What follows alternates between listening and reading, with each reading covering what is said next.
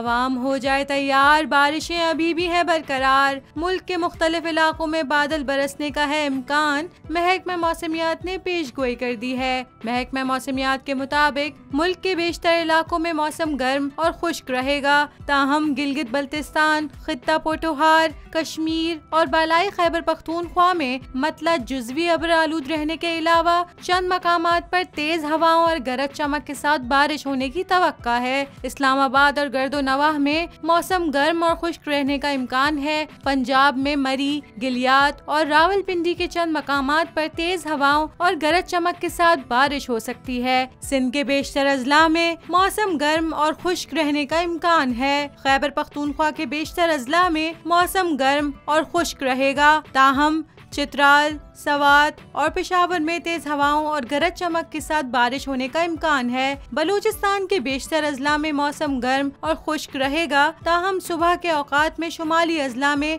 मतला जज़वी अब्र आलूद रहने का इम्कान है।